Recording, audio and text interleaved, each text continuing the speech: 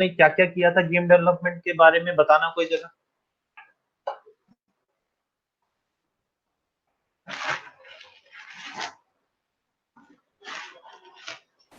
Sir idea से शुरू करा था एंड लास्ट आपने बताया था प्लेटफॉर्म, बताया था किस प्लेटफॉर्म पे हमें रिलीज बीच करना के है, क्या थे। डिसाइड करते हैं। टारगेट। अरे भाई मैंने तुम्हें एक सीक्वेंस बताया था, वो सीक्वेंस बताओ ना। तुम सीधा लास्ट वाले पे आ गए, टारगेट ऑडियंस पे। उससे पहले गेम कोर कॉन्सेप्ट था sir, idea summary. Gear core concept, ठीक है। उसके बाद आया आपका गेम जेनरे। गेम जेनरे में आपने गेम के एक्सप्लेनेशन के बारे में पढ़ा, और ये भी पढ़ा कि एफपीएस और टीपीएस होना चाहिए, या फिर ओवर द हेड कैमरा भी हो सकता है, वो भी वाला गेम भी हो सकता है। उसके बाद टारगेट ऑडियंस कौन सी थी, इंटरेस्ट क्या है, किसके लिए है, वो था। और फिर प्लेटफॉर्म था कि हम PS4 के लिए, पीसी के लिए करेंगे, मोबाइल के लिए करेंगे, या कोई और वर्जन के लिए करेंगे। एक्सबॉक्स भी एक अलग ही अपने तरीके के गेम निकालता है, लेकिन एक्सबॉक्स भी PS4 जैसा ही है। PS, हाँ। हाँ जी, हाँ जी। Xbox, Xbox 360। यार जैसे गेमिंग कंसोल, अब तुम PS4 ले लो, PS4 में इंटरेक्टिव गेमिंग के साथ साथ आपका AR और VR भी हो जाता है। AR गेम और VR गेम भी हो जाते हैं। एक्सबॉक्स में अभी ऐसा शायद नहीं है, 360 में होगा शायद, लेकिन नहीं। तो ये सब भी देखना होता है ना कि टेक्नोलॉजी कितनी दूर तक पहुंच गई है, उसे कितना ज्यादा कंसाइन करना पड़ता है। क्योंकि गेम इज, आपको लगता है गेम बहुत ही ज्यादा खुला है, क्योंकि गेम में आप इंटरेक्टिव हो, आप कहीं भी जा सकते हो, पर ध्यान से देखोगे कि वो बंधा हुआ होता है, बहुत जगहों से बंधा होता है। आप एक कार के ऊपर से दूसरी जगह नहीं जा सकते, क्योंकि वहां कुछ बना ही नहीं है, या वहां पे है ही नहीं। तो कार आप कितने भी चढ़ जाओगे, लेकिन उस कार के ऊपर से नहीं चढ़ सकते हो जो एक रोड ब्लॉक करके रखी है। तो ऐसे कई चीजें हैं जो आपको गेम के लिए जाई जाती हैं, गेम के लिए करना पड़ता है। अब जब हमारा प्री प्रोडक्शन के लिए ये सब चीजें सेट हो गई, ये चीज हो गई, अब स्टार्ट होता है प्री प्रोडक्शन का नेक्स्ट स्टेप। प्री प्रोडक्शन के नेक्स्ट स्टेप पे यहां तक आपने देखा होगा कि हमने कुछ भी किया नहीं है, वी डिडंट डू एनीथिंग। हमने कोई ऐसी चीज नहीं करी जो आपको लग रहा हो कि यार गेम बनाने के लिए बन रहा है। आप तो सिर्फ एक, जैसे घर में बैठे बैठे सोचते हो ना कहानी, कभी बाथरूम में बैठे बैठे सोचते हो कि तुम महाराजा थे और तुम लड़ाई लड़ रहे थे, जंग में लड़ रहे थे किसी ड्रैगन से, वैसे कुछ यहाँ पे भी हो। यहाँ पर कोई भी चीज ऐसी नहीं है जो आपको लगे कि हाँ गेम की तरफ जाती है, लेकिन अब जाएगी, क्योंकि हमारा गेम का काफी हद तक हमें पता चल गया है कि हमें करना क्या है। फिर हमें सबसे पहले, जब हमारे पास, अगर हम किसी कंपनी में ऑलरेडी हैं तो हमें अपनी एक टीम मिलेगी, लेकिन अगर कंपनी में नहीं है तो ये कॉन्सेप्ट सारा उठा के हमें किसी कंपनी के पास जाना पड़ेगा। जैसे कोई, जैसे तुम हो, अब तुम्हारे अभी प्रीमियर की क्लास करी है। अब प्रीमियर की क्लास में तुमने बहुत सारी स्टोरीज बनाई होंगी अपने लिए, फिल्म बनाई होगी, शॉर्ट स्टोरीज बनाने की कोशिश की होगी।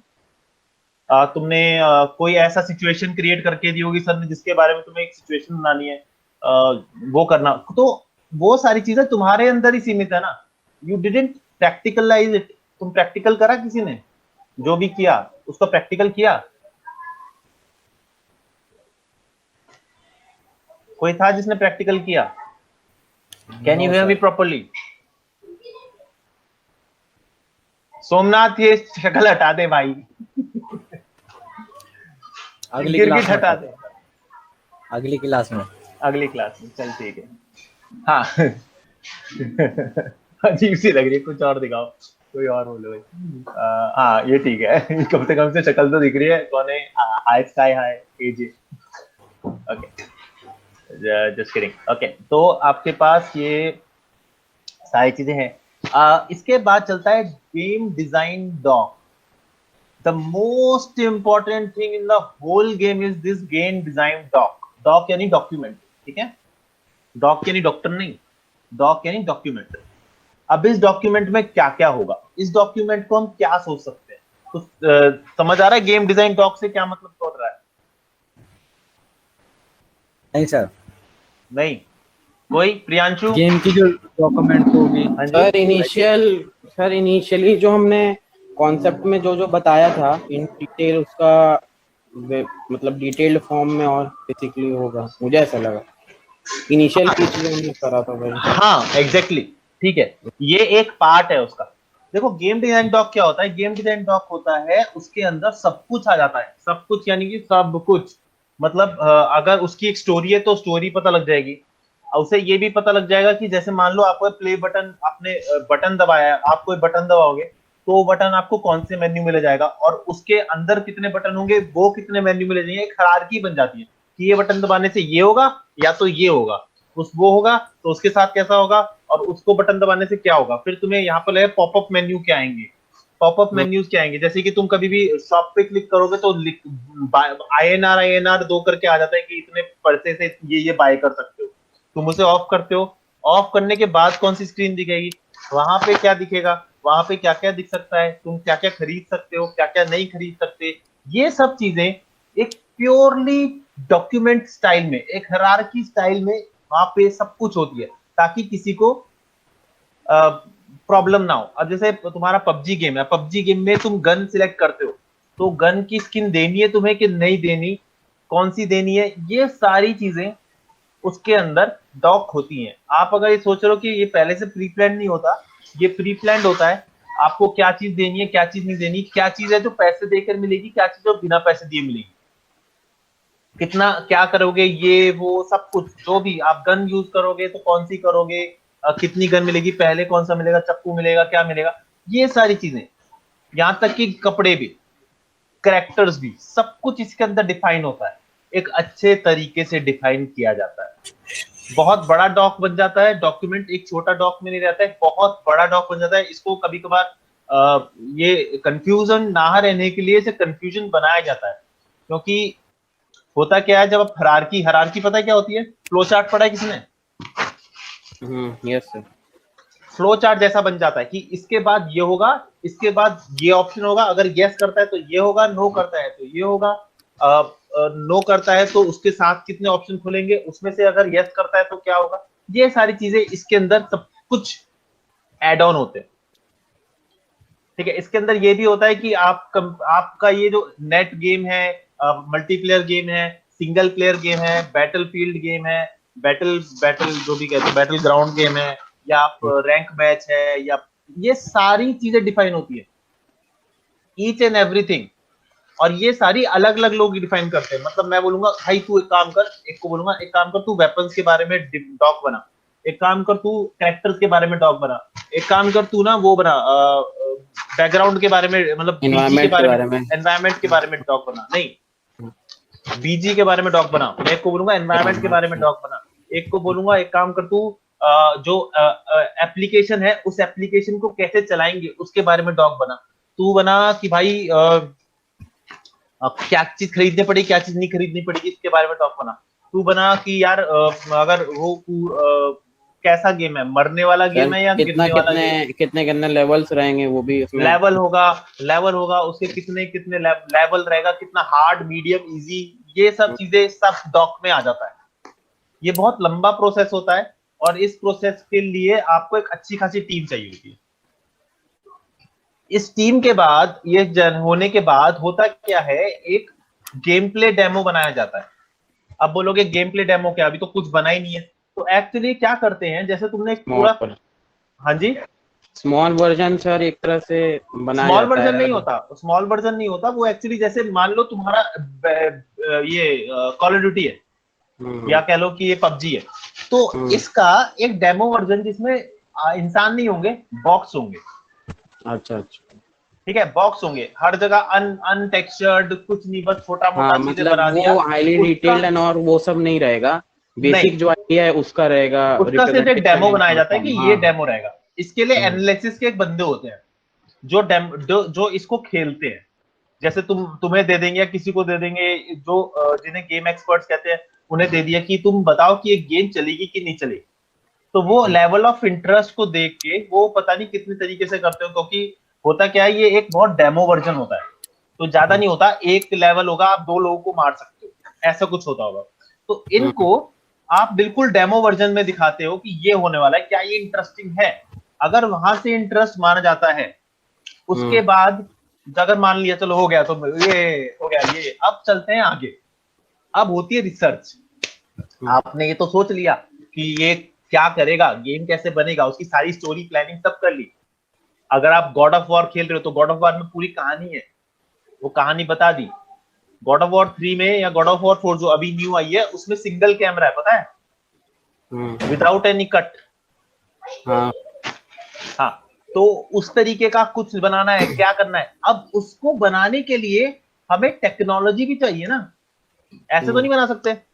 तो आपको ये डिसाइड करना पड़ेगा आप किस में बनाओगे। आप माया यूज करोगे, आप मैक्स यूज करोगे, आप सिनेमा 4D यूज करोगे, आप ब्लेंडर यूज करोगे, आप व्यू यूज करोगे, आप क्या यूज करोगे, आपके ऊपर डिपेंड नहीं करता। वो कंपनी की पाइपलाइन के ऊपर डिपेंड करता है कि कंपनी की पाइपलाइन किस तरीके की है, क्या कंपनी कौन कौन सी चीज यूज कर रहा है, क्या कंपनी सस्ती चीजें यूज कर रहा है, कंपनी महंगी चीजें यूज कर रहा है, कंपनी के पास इतना बजट है कि वो क्या यूज कर सके या हम उसकी टेक्नोलॉजी चेंज कर सकें, यूनिटी में करना है, अनरियल में करना है, किस में करना है।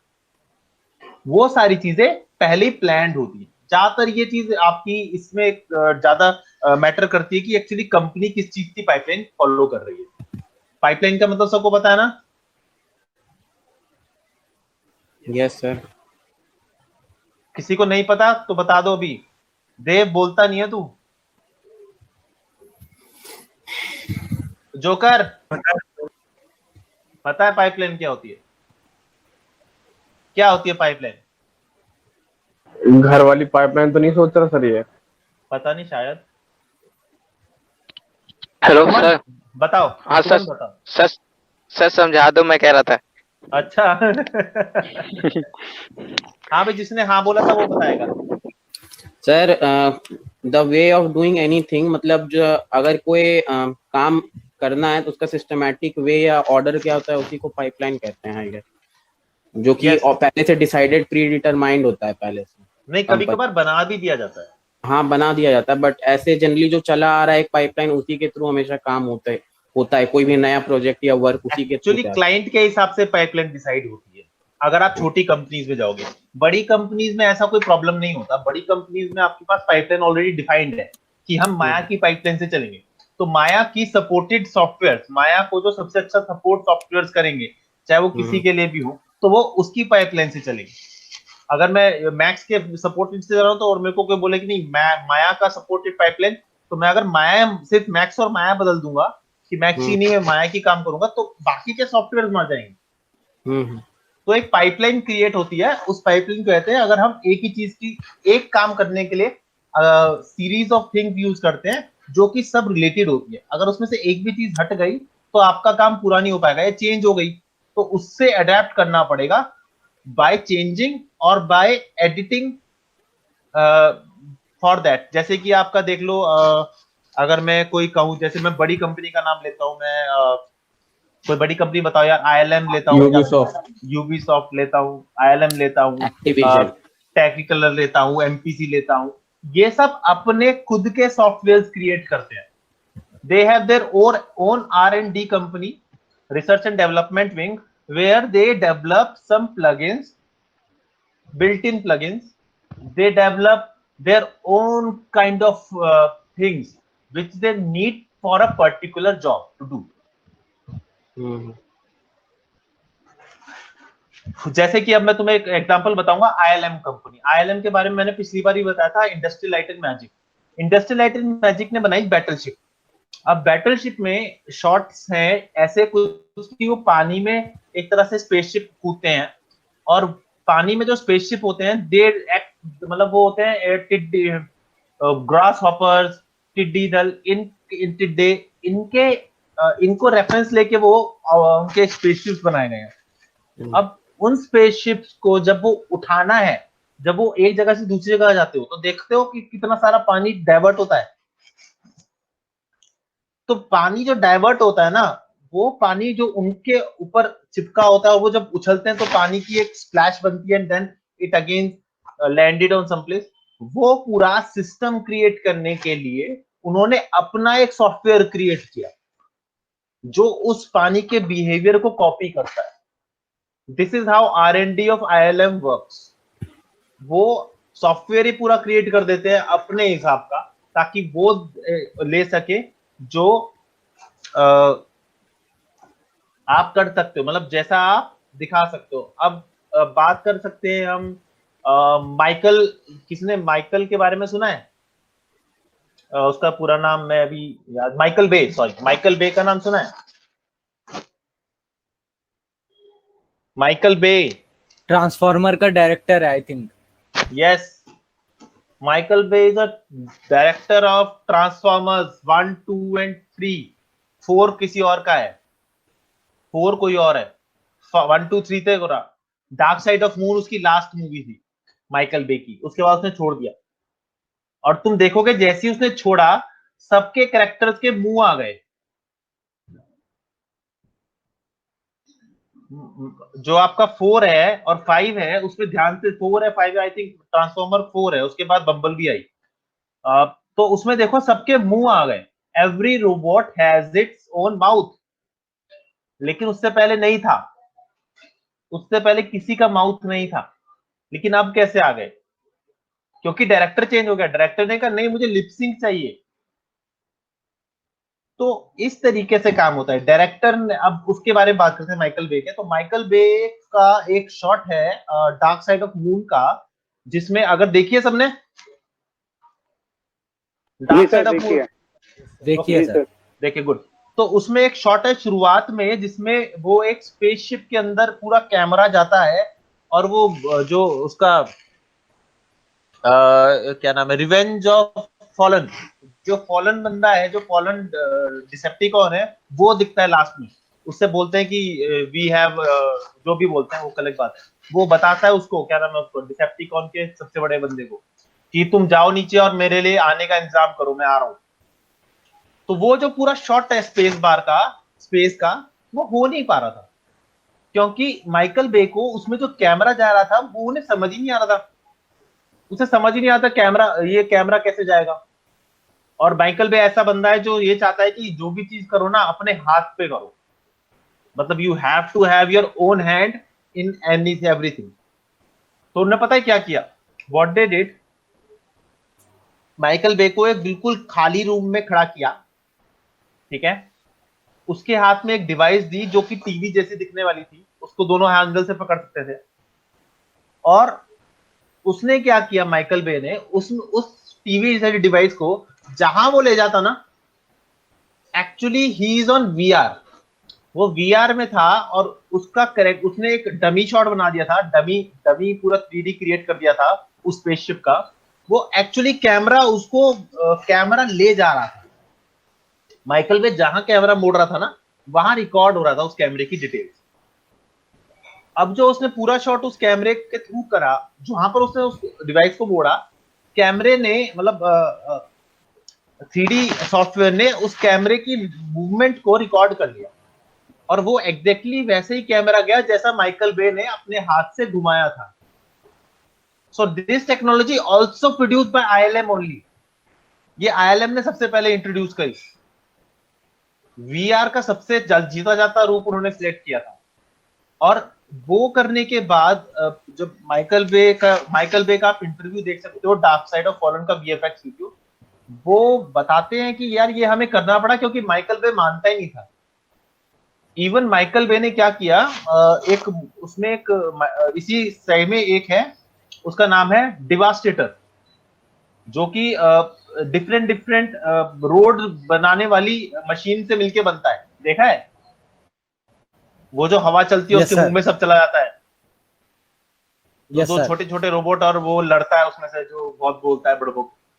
तो वो जो करेक्टर है, उस करेक्टर को मतलब वो जब करेक्टर बनाया, तो एक मतलब वो करेक्टर बनाया, उस करेक्टर की फाइल को अगर एक साथ मिलके खोलो, तो करीबन करीबन 3 घंटे में फाइल खुलती थी। वो इस तरीके का करेक्टर बनाया था। और माइकल बे ने आके बोला, इसमें इक्विपमेंट कम है, और डालो।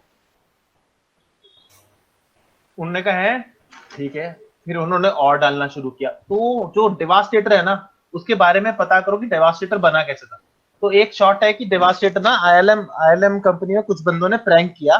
उन्हें क्या किया, डेवास्टेटर का सारा जोड़ जाड़ के एक फाइल क्रिएट करी बड़ी मुश्किल से, और उस फाइल को दूसरे को दिया। उसे कहा कि 551 खोलो।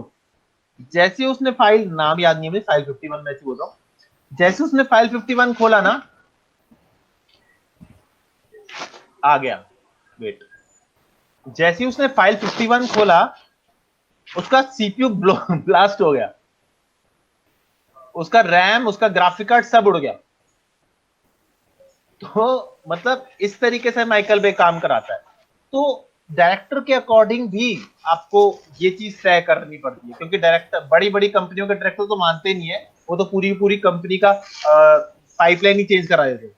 नहीं, मुझे जो चाहिए वो मुझे चाहिए और मुझे इसमें मिलेगा, आप चेंज करो, and they have to do it, क्योंकि अगर नहीं किया तो किसी और कंपनी के पास चला जाएगा। तो this is also the reason.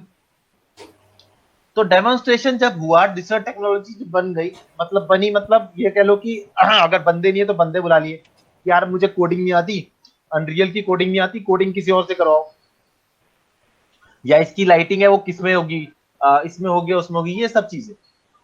अब ये सब चीजें होने के बाद अब आता है काम आप लोगों का। आप लोगों का मतलब pre concept art and style का। Pre concept art and style का मतलब रफ आर्ट बनाया जाता है, जैसे पीछे का बीजी। किसी को पता है बीजी और एनवायरनमेंट में डिफरेंस क्या होता है? बैकग्राउंड एंड एनवायरनमेंट में डिफरेंस क्या होता है? एनीबॉडी? सर 2D 3D का नहीं पता। नहीं, ऐसा नहीं है, ऐसा बिल्कुल नहीं है। 2D 3D का मतलब ये नहीं होता कि आप अच्छा, कभी कभार ऐसा भी होता है कि 2D गेम में आपको 3D टाइप लुक आता है और 3D गेम में आपको 2D लाइक लुक, तो इसका कुछ नहीं होता।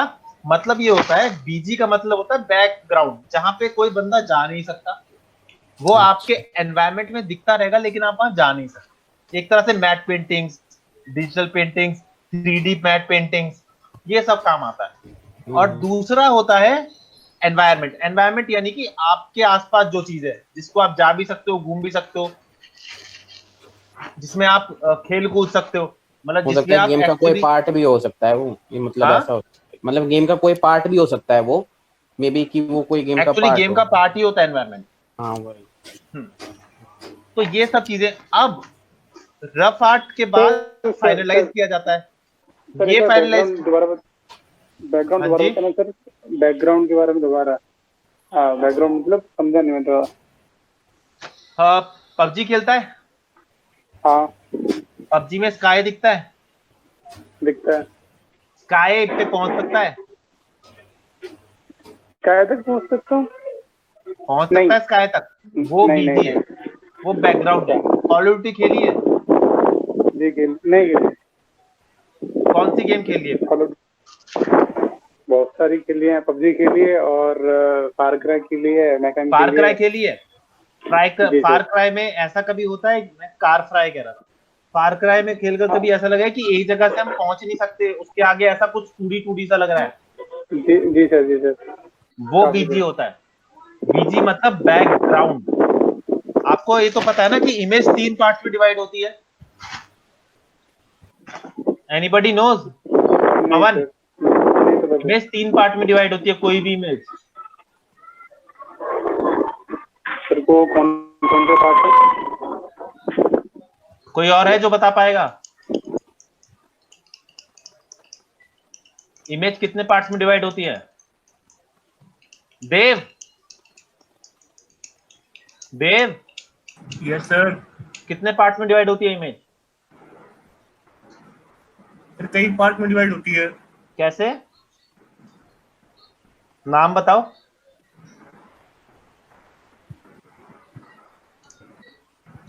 सर 3 टाइप पे डिवाइड होती है इमेज, जैसे नीचे का हो गया ग्राउंड, स्काई। कौन सा कौन सा?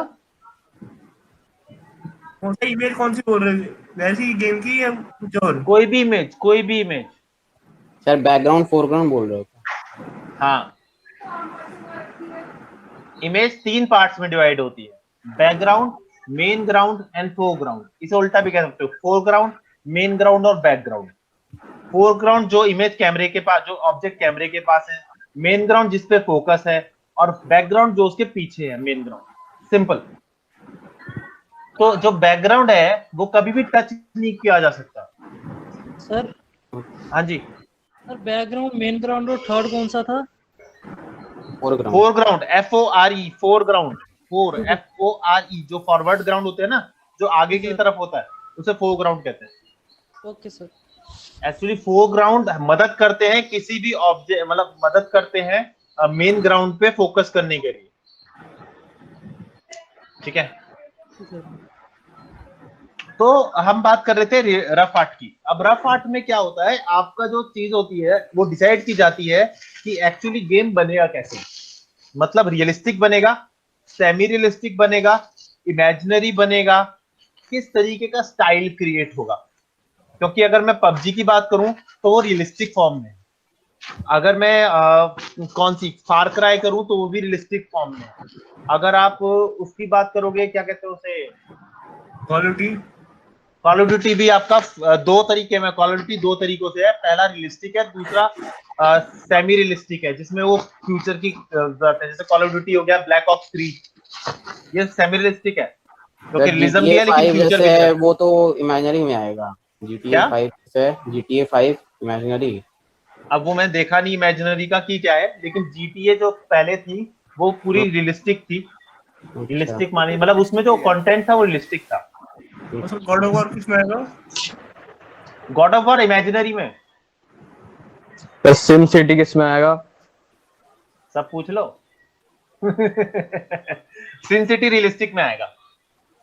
देखो जैसे जैसे ऐसे गेम, अब जैसे अब ये देखो आपका इमेजिनरी में क्या क्या आ सकता है।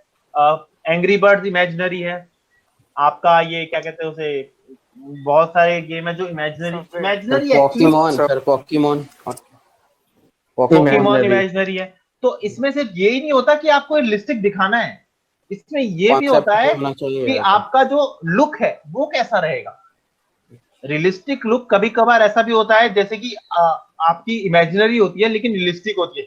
जैसे वर्ल्ड वार जी देख लो, वर्ल्ड वार जी से रिलेटेड कोई है गन, फाइनल डेस्टिनी, उसका नाम भूल गया मैं गेम का, जिसमें ज़ॉम्बी, अब ज़ॉम्बी वाली गेम में है तो रियलिस्टिक ना, लेकिन इमेजिनरी है। रेसिडेंट तो इवल। लुक, हाँ रेसिडेंट इवल बोल रहे हो क्या? रेसिडेंट इवल, हाँ। हाँ, ये सारे रियलिस्टिक हैं, इनको लुक जो रियलिस्टिक दिया है, लेकिन जो इसकी थॉट प्रोसेस है वो इमेजिनरी है।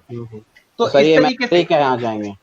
हाँ जी सर तो इनको इमेजिनरी में ही माना जाएगा ना? मतलब नहीं, रियलिस्टिक फॉर्म किस तरीके का देना है इसको। एक्ट की मतलब देखेगा वो कैसे देखेगा, रियलिज्म में देखेगा, इमेजिनरी में देखेगा या सेमी इमेजिनरी में देखेगा। ये सब चीजें सेमी रियलिस्टिक भी देख सकते हो। ऐसी गन जो कभी जिंदगी में बनी नहीं वो आज बन रही है लेजर गन जो कि चारों तरफ से बिजली कड़काती है। ये सारी सेमी रियलिस्टिक या इमेजिनरी में जा सकती है। तो इसी तरीके का रफ आर्ट बनता है ताकि ये पता लग सके नेचर ऑफ द गेम, जो बंदे को विजुलाइज होगा वो किस तरीके से होगा, उसका कितना लेवल जाएगा, उसका सॉरी डिटेलिंग का कितना लेवल जाएगा। बात समझ आई? एक मिनट, हाँ, टिड्डी दल आ गया, टिड्डी दल है। ओके, इसके बाद हम चलते हैं नेक्स्ट चीज पे। इतना खत्म हो गया, यहां तक आपका जो लास्ट बन गया दैट्स कॉल्ड, अगर आप इसे स्टोरी बोर्डिंग भी कह सकते हो। जो हमने कहा था कि रफ आर्ट बनता है और realistic, semi realistic, imaginary, actually ये सब कुछ बन चुका होता है। अब बात आती है खत्म होकर इसी कॉन्सेप्ट आर्ट में आपके कैरेक्टर्स भी बन जाते हैं। यानी कैरेक्टर्स का फाइलिंग स्टार्ट हो जाती है कि कैरेक्टर लेफ्ट से कैसे दिखेगा, राइट से कैसे दिखेगा, वही कैरेक्टर शीट क्रिएट होने जाती है। ओके,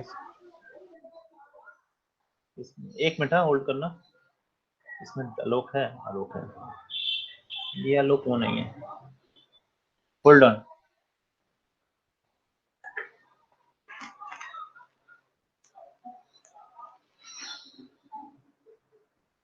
ओके है, अच्छा ओके।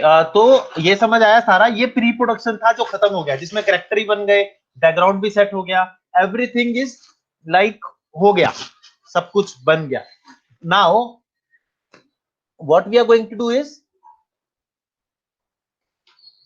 प्रोडक्शन। अब प्रोडक्शन पे आ गए हम लोग, मुबारक हो। प्रोडक्शन में आपके पास चीजें ऐसे बनती है। सबसे पहला होता है एसेट क्रिएशन। एसेट क्रिएशन का मतलब क्या होता है ये तुम सबको जानना जरूरी है क्या? एसेट क्रिएशन का मतलब होता है जो चीज बना रहे हो, अगर करेक्टर बन रहा है तो करेक्टर की डिजाइनिंग 3D, अगर 3D में तो 3D, 2D में तो 2D। प्रिंस ऑफ पर्शिया बना रहे हो 2D, तो ये सब चीजें आप 3D में बना रहे हो तो 3D बनने क्रिएशन स्टार्ट हो जाती है। एसेट में आपका सब कुछ आता है जिसमें बैकग्राउंड क्रिएशन भी होता है, प्रॉप्स सब भी उसी में आ जाएगा। प्रॉप्स भी बनता है, प्रॉप्स भी बन रहा आता है, गेम प्रॉप्स मतलब आसपास के ऑब्जेक्ट बन रहे होते हैं, एनवायरनमेंट बन रहा होता है, बीजी बन रहा होता है, ये सारा एसेट क्रिएशन में आ जाता है जो कि एक कंपनी करती है। एसेट क्रिएशन होने के बाद, वो सारे एसेट क्रिएट होने के बाद everything goes to game engine. Game engine के अंदर चला जाता है। गेम इंजन जब आता है तो सब पहले चेक होते हैं, सारे सारे एसेट्स एक एक करके चेक किए जाते हैं गेम इंजन में, ये देखने के लिए कि क्या आप उसमें जो भी चीज आपने करी है, चाहे आप मॉडलिंग करी है, चाहे आपने टेक्सचरिंग करी है, वो सही है कि नहीं है, क्या वो अकॉर्डिंग टू गेम इंजन है, क्या आपका गेम इंजन उसे एक्सेप्ट कर रहा है, और एक्सेप्ट नहीं कर रहा है तो क्यों नहीं कर रहा है, वापिस जाएगा फिर से बन के आएगा, दोबारा आएगा। तो ये सारी चीजें बनी जाती हैं। गेम इंजन की रिक्वायरमेंट बहुत अलग होती है, आपकी मूवी से अलग हटके गेम इंजन की रिक्वायरमेंट होती है। इट हैज कह सकते हो कि एक बिल्कुल ही मतलब बांध देते हैं, गेम इंजन आपको बांध देता है। बांध देता है मतलब आप बंध जाते हो कि यार इससे आगे नहीं जा सकता, इतना ही करना है, इतना ही वेट रखना है, इससे आगे मतलब अगर 2-3 MB का आपको एक एसेट चाहिए तो 3 MB का ही मिलना चाहिए, 3.1 MB का भी नहीं होना चाहिए। और वो डिसाइड करते हैं लोग, गेम इंजन को बनाने वाले लोग, कि हमारा गेम इंजन, अब गेम इंजन भी तो इसलिए डिसाइड होता है कि किसमें बनना है, मोबाइल के लिए बनना है या फिर आपका पीसी के लिए बनना है, उससे गेम इंजन डिसाइड होता है। और गेम इंजन डिसाइड होने के बाद गेम इंजन को देखते हैं कि आप हल्के से हल्का कैसे कर सकते हो, तो उसकी एक क्वांटिटी होती है, उस क्वांटिटी के हिसाब से कोई 2 लाख होता है, कोई 3 लाख होता है, कोई 4 लाख होता है। ये मैं आपको बता रहा हूँ कि पॉलीगन्स, जिसे पॉलीगन्स कहते हैं, ट्राइंगल्स भी कहते हैं, ट्राइज, तो वो काउंट होते हैं, उस काउंट के हिसाब से चाहिए। एक बार हाँ, पॉली काउंट पॉली काउंट नहीं कहते थे, ट्राइंगल काउंट, ट्राई काउंट कहते हैं। पॉली काउंट ट्राइंगल के हाफ होते हैं। पॉली काउंट में 2 आते हैं, क्वाड काउंट और ट्राई काउंट। तो ज्यादातर गेम इंजन में ट्राइंगल काउंट होते हैं। ठीक है, तो अब ये जब मॉडलिंग सीखोगे सारे के सारे, then you will got to know कि ट्राई काउंट्स और पॉली काउंट्स हम किसके बारे में बात करें। प्रांशु ने शायद एक ट्राई कर रखा है, तो उसे पता है। इसके बाद जब हम बीजी बनाते हैं गेम इंजन में ये भी है दैट अगर आप मतलब मैंने देखा है जैसे कि यूनिटी में अगर आप नहीं, आपका सर्विस ट्रायंगल में नहीं है, उसको डालोगे तो आप ऑटोमेटिकली वो उसको मतलब ट्रायंगुलेट कर देता है, तो मतलब अलग हो जाता है, डिस्टॉर्ट हो जाता है एक तरह से। यूनिटी में बहुत कुछ होता है यार। हाँ भाई, यूनिटी सिर्फ इसलिए काम नहीं करता, यूनिटी में अगर ट्रायंगल भी ले जाओगे ना तो वो भी ट्रायंगल में कन्वर्ट कर देगा। अच्छा, मतलब एक ट्रायंगल को डबल ट्रायंगल कर देगा। ये भी ध्यान में रखना होता है। तो ऐसी बहुत चीजें हैं उसमें ध्यान में रखनी होती है। उसमें यहाँ तक कि जो आपके यहाँ पर मटेरियल के नाम होते हैं, वहां पे वो मटेरियल के नाम वैसे नहीं होते। आगे तो उसके बाद हमारे पास बात करते हैं गेम इंजन के होने के बाद लेवल क्रिएशन। अब लेवल क्रिएशन किसे कहते हैं? सिंपल, बहुत सिंपल है लेवल क्रिएशन। आपका एनवायरनमेंट सेट कर दिया जाता है। 4 एनवायरनमेंट है, जैसे कि पहला एनवायरनमेंट, ये मैप क्रिएशन भी होता है। लेवल क्रिएशन मैप क्रिएशन से भी होता है, और लेवल क्रिएशन का मतलब डिफिकल्टी लेवल भी क्रिएट होता है। डिफिकल्टी लेवल में क्या होगा, और मतलब उसके लेवल्स इजी, मीडियम और हार्ड, और एक होता है एक्सट्रीम और एक होता है are you nuts, veteran. Veteran होता है लास्ट, है ना। हाँ, तो ये सारे जो लेवल्स हैं, ये लेवल क्रिएट किए जाते हैं। ठीक है, लेवल क्रिएट करने के बाद, सब कुछ क्रिएट करने के बाद आपका इंजन हो गए। प्रॉप्स लग गए, आपका लेवल क्रिएट हो गया, एनवायरनमेंट क्रिएट हो गया। अब गेम कंप्लीट कर दी जाती है। गेम कंप्लीट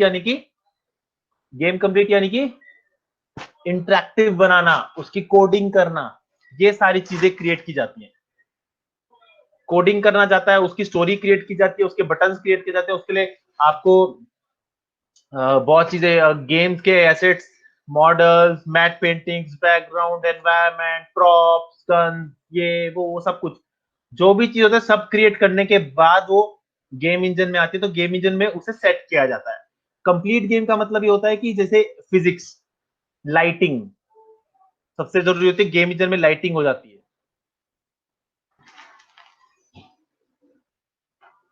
लाइटिंग आ जाती है। लाइटिंग क्रिएट होने के बाद लाइटिंग क्रिएट की जाती है, पेड़ों का बिहेवियर क्रिएट किया जाता है, कितना कूदेगा वो भी क्रिएट किया जाता है, कैसे कूदेगा वो भी क्रिएट किया जाता है, कूद के गिरेगा या पैराशूट खुलेगा ये भी क्रिएट, मतलब उसका हर एक बिहेवियर क्रिएट किया जाता है थ्रू कोडिंग्स और नोडिंग्स। कोडिंग एंड नोडिंग, ये दो चीजें। नोडिंग सर क्या है? नोडिंग का मतलब होता है नोड बेस। अगर तुम बात करोगे आफ्टर इफेक्ट की, तो after effect layer based software है, ठीक है। नोड नोड बेस आपका जैसे माया नोड बेस्ड है, आपका ये मैक्स भी नोड बेस्ड है। अभी नोड बेसिंग के बारे में इसलिए ज्यादा जानकारी नहीं दूंगा क्योंकि तुम्हें अभी उस लेवल कह रहे हो। अगर आप माया सीखोगे तो आपको समझ आएगा नोड बेस्ड होता क्या है। इसके बाद आप न्यूक करोगे, तो न्यूक में भी आपको लगेगा कि हाँ नोड बेस्ड आएगा। आप देखते हैं आपके सॉफ्टवेयर में क्या क्या आता है, उसके हिसाब से आपको पता चलता जाएगा कि नोड बेस्ड आएगा। ज्यादातर अनरियल इंजन नोड बेस पे काम करता है। यूनिटी भी नोड बेस्ड है, बट उसका कोडिंग से ज्यादा सहारा मिलता है। सर और विजुअल क्राइम स्क्रिप्टिंग भी अब तो यूज होता है ना? हाँ, विजुअल स्क्रिप्टिंग भी यूज होता है अब तो, मतलब कोडिंग के ऑल्टरनेटिव में। कोडिंग का ऑल्टरनेट नोडिंग ही है। वही मतलब उसी को कहते हैं ना शायद। हाँ, उसी को कहते हैं। नोड बेस बन जाता है, एक से एक बिहेवियर से दूसरे बिहेवियर को अटैच कर दिया जाता है थ्रू वायर्स। तो ये नोड बेस होता है। लेकिन नोड बेस में ना एक प्रॉब्लम होती है, नोड बेस प्री डिफाइंड होते हैं, उसमें आप अपना कुछ नहीं कर सकते। इसीलिए कोडिंग काम आती है। कोडिंग से नोड बनती है, फिर वो आगे डलती है। इस तरीके से भी काम होता है, ठीक है। अब आगे चलते हैं। कंप्लीट गेम हो गई, आपका गेम तैयार है, मुबारक हो। तो अब गेम तैयार होने के बाद अब क्या होता है, आपको खेलने के लिए नहीं दिया जाएगा। गेम बनके आपको खेलने के लिए नहीं दिया जाता। एग्जैक्टली, गेम टेस्टिंग होगी। बड़े से बड़े महान लोग बैठ के एक साथ, कई हजार लोग बैठ के एक ही लेवल को 20, 30, 40, 50, 100 बार खेलेंगे। कभी कभी 1000 बार खेलना पड़ जाता है। और गेम टेस्टिंग के बाद उनकी कमियां निकाली जाती है कि यहाँ मेरा पैर अंदर घुस गया था, यहाँ पे मैं पत्थर के सामने से निकल गया, यहाँ पर ये हुआ, इस गन का ये ठीक नहीं है, एंगल ठीक नहीं आ रहा, लेजर साइड ठीक नहीं है, 4 में इतना नहीं दिख रहा, 5 में इतना नहीं, 3 में इतना नहीं दिख रहा, 3x, 4x and 5x, 8x। ये सारी चीजें, फिजिक्स ठीक नहीं है, पेड़ गलत हिल रहा है, पेड़ आपको दिख रहा है, टेक्सचर गलत है, टेक्सचर हटाओ, ये टेक्सचर में सीन्स आ रही हैं, ये हटाओ, यहाँ पर अनरियल लग रहा है, सही नहीं लग रहा, वो हटाओ। ये सारी चीजें फिजिक्स से लेके सब कुछ, गेम के एसेट तक लेकर कि आपका गेम इंप्रेसिव लग रहा है कि नहीं लग रहा, एसेट इंप्रेसिव लग रहा है कि नहीं लग रहा, कोई प्रॉब्लम तो नहीं है, कहीं पता लगे कि गेम में उसके बाल हिल रहे हैं और बाल में अल्फा की जगह काला काला काला नजर आ रहा है। तो ये सारी प्रॉब्लम्स होती हैं जो गेम टेस्टर को देखनी पड़ती है। गेम टेस्टिंग के लिए नोड आना नहीं चाहिए, लेकिन अगर स्क्रिप्ट आनी नहीं चाहिए, लेकिन अगर स्क्रिप्ट भी आती है तो वो ये बता सकता है कि स्क्रिप्ट में ये प्रॉब्लम आ रही है। टेस्टर को बहुत मुश्किल होता है क्योंकि टेस्टर का काम आसान नहीं होता।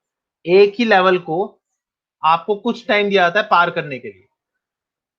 आपको 4 अलग अलग लेवल दिए जाते हैं, इजी, मॉडरेट, डिफिकल्ट, वेटरन। ये 4-5 जितने भी उसमें डिफिकल्ट लेवल होते हैं उन सबको पार करता रहता है। प्रॉब्लम क्या है, एक ही लेवल पार करता है, एक बंदा एक ही लेवल को हर दिन आके पार करता है करीबन 10 बार, और वो उसको पूरा मैप याद होना चाहिए, पूरा मैप उसको एक एक चीज जगह एक एक कोने में जा जाके देखना पड़ता है कि यहाँ पर कहीं टेक्सचर गलत तो नहीं है, कहीं टेक्सचर में सीन तो नहीं आ रही, कहीं पर ऐसा ना हो कि आप दीवार की गोलियां मार रहे हो और दूसरे को लग रही है, तो दीवार बहुत मोटी थी फिर भी लग गई। इसे बग कहते हैं। तो ये बग्स को फिक्स करता जाता है। इसके बाद ये सारा जो डेटा है वापस वापस प्रोडक्शन के पास जाता है और प्रोडक्शन उसे ठीक करके दोबारा यही प्रोसेस करता है। बग्स फिक्स किए जाते हैं, चीजें चेंज की जाती हैं, टेक्सचर चेंज की जाती हैं, यहाँ तक कि अगर इंसान मतलब करेक्टर को बदलना पड़े तो करेक्टर को बदलते हैं। इंटरेक्टिव में प्रॉब्लम आ रही है, फिजिक्स में प्रॉब्लम है, लाइटिंग सही नहीं है। सर बग क्रिएट कैसे होता है? मतलब जैसे क्रिएट तो करते नहीं है पर वो अपने आप ही क्रिएट हो जाता है, पर होता कैसे है वो? क्योंकि कोई सही मतलब जो कोडिंग है सही करता है, फिर वो मतलब प्रॉब्लम आ जाती है, कैसे आती है? देख, कोडिंग बहुत ज्यादा होती है, हर चीज के लिए कोडिंग यूज होती है, हर चीज के लिए काम होता है। अब हर चीज में कुछ ना कुछ तो ऐसे वैसे नहीं निकले तो बहुत बढ़िया है, लेकिन बाई चांस अगर निकल गया तो कस्टमर से पहले हमें पता चल जाना चाहिए। अगर कस्टमर से पहले कस्टमर को पता चल गेम फेंक देगा, वो इंटरेस्टिंग नहीं रहेगी। जैसे पबजी बीच में इंटरेस्टिंग हो गई थी जब उसमें हैकर्स आने शुरू हो गए थे। अभी भी है लेकिन कम है ना, पहले से कम है सर। पहले से कम है तो चेंज कर रहे हैं। ये स्काई हाई सर नूब है।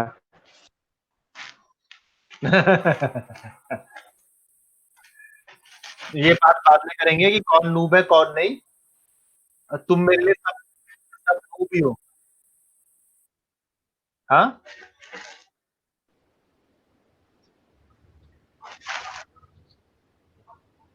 क्या पसंद आ गए? हम्म,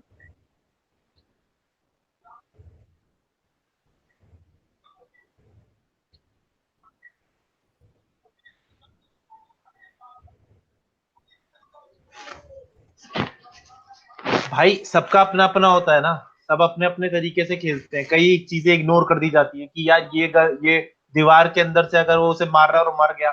जैसे कॉल ऑफ ड्यूटी में कभी कभार था कि कुछ ऐसी जगह थी जहां पे दीवार के पीछे खड़े हो जाओ और गोलियां मारना शुरू कर दो, सब मर जाएंगे।